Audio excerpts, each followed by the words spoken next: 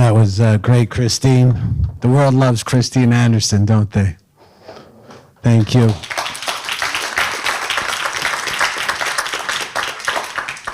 My name is Jason Christoff. Today I will be doing the presentation, The ABCs of Propaganda and Public Mind Control, and I will use this as well. The first primary pillar of propaganda and public mind control is fear. Fear is most often used to initiate the majority of government media-run mind control operations. Fear lowers IQ, it removes the mind's ability to consider the long-term consequences of its decisions or actions, and it activates the limbic system. Fear shunts blood and electrical conductivity away from the prefrontal cortex, which is just behind your forehead. The prefrontal cortex is where rational thought, morality, ethics, logic, and the will are housed. Fear activates our primal fight or flight system, again known as the limbic system. It's in the back of the head at the top of the spine. The limbic system is more compliant to authority. It's more groupthink driven. It doesn't think long term. It's aggressive toward people not engaging in groupthink, and it's unable to process decisions based on morality, ethics, care, etc. Here we go. Always remember that media and government-generated fear is often psyop-based and mostly fabricated.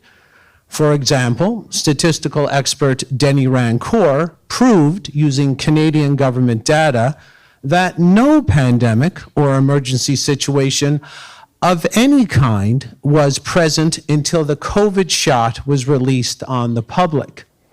The RCMP in Canada admitted openly that COVID presented a unique opportunity to test propaganda techniques on all Canadians. SAGE in the UK, which stands for Safety Advisory Group for Emergencies, purposely weaponized fear-based behavioral psychology against the public, and so did various other nudge units in other governments around the world. Infection numbers and death rates raced across the bottom of most TV screens without any analysis regarding the validity of the testing protocols or the average mortality rates in years prior to the pandemic declarations. A loss of our regular routines, being forced into isolation at one's own home, and a human's natural fear of death were purposely weaponized to drive fear skyward in the public. Even in prison populations, the greatest fear and punishment is isolation, or being put in the hole with no one else around to interact with. A fear of missing the injection when it was finally released was also increased through booking by age, in conjunction with talk of a rare and limited supply. Get yours today, don't miss out. Be afraid you might not get one. Fear with time and quantity limits regarding the only solution to the fear increases uptake substantially in all PSYOPs. Our mind controllers are aware of all these psychological triggers, plus much, much more. The second pillar of propaganda and public mind control is repetition. Repetitive content is key in psychological operations of mind control and propaganda because of how our subconscious is designed to operate and keep us safe. Psychology proves that humans are indeed pack animals, and they are hardwired to find safety with the bigger group. We are naturally want to bond with the majority. The mind control experts purposely repeat key propaganda points as the subconscious automatically concludes that the most repetitive content is what the bigger herd is saying, thinking, or doing. The subconscious mind tabulates and documents the most repetitive content without you knowing it.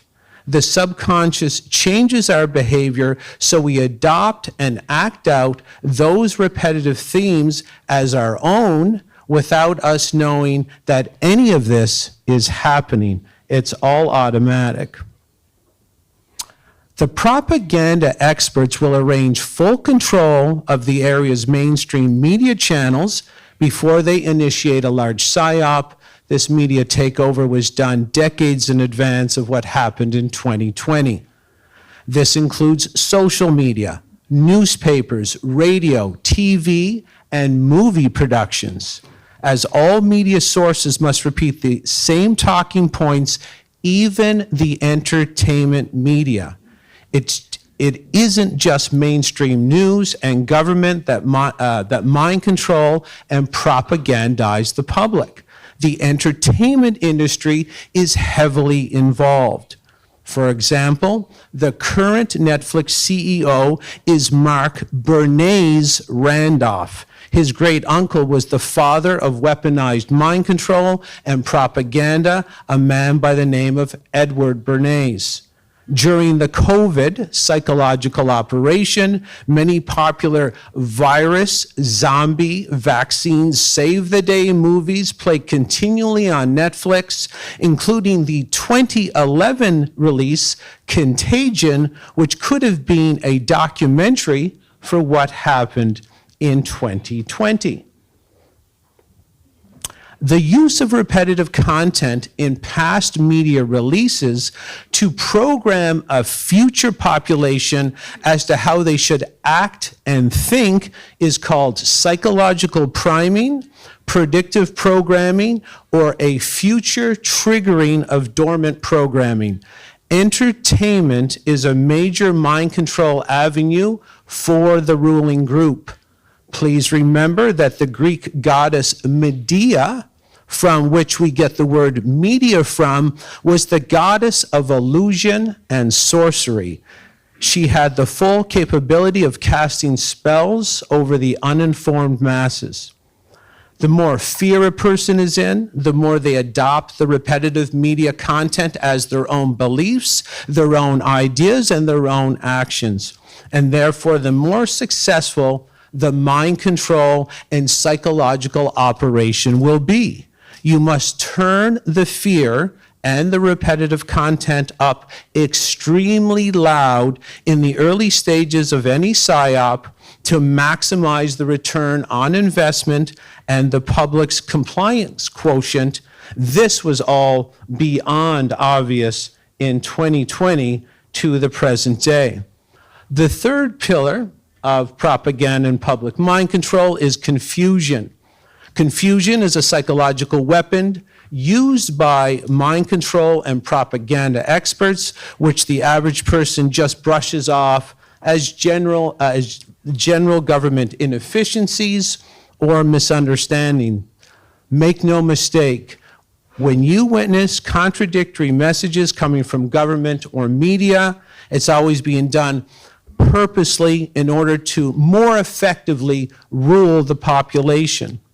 Confusing messages, when processed by the brain simultaneously, shuts the brain's logical analysis capability off, leaving the person unable to think properly. When the nervous system recognizes this happening, it becomes more compliant as a survival mechanism. So basically, your survival mechanism in your own nervous system is, when confused, count on others for direction and become more compliant. Throughout the world, confusing messages were normalized as the public's rational thought processes were being targeted by all governments and all media from 2020 to present day. But to be honest with you, this has been occurring for your entire life, probably outside your conscious awareness. Examples of confusion. The COVID test marked perfectly healthy people as infected. That's confusing. Group restrictions implied that the virus could count the number of people before attacking. That's confusing. Curfews implied that the virus could tell the time before attacking, that's also confusing. Plexiglass barriers imply that an airborne threat could never float around the open sides of a barrier. That was confusing. If you died or were injured 14 days or less after being vaccinated, you are considered unvaccinated. This became the epidemic of the unvaccinated who were really vaccinated. Are you confused yet? Of course you were, because that was the design. Mind control psychology and brainwashing expert Dr. Yusmer Liu, who was quoted as saying, "Logic can be met with logic, while illogic cannot. It confuses those who think straight." Dr. Yusmer Liu also said confusing a targeted audience is one of the necessary ingredients for effective mind control. If there was an obvious threat, danger, or a real pandemic, it would be obvious to everyone. You do not need to drown the public in documented mind control tactics if a real threat exists, only if the threat is imaginary or simply exaggerated. Ladies and gentlemen, once we learn how the media and government magicians operate behind the green curtain at Oz, their magic show will fail to impress or scare anyone into any form of illogical behavior ever again. My name's Jason Christoff. Thank you for listening.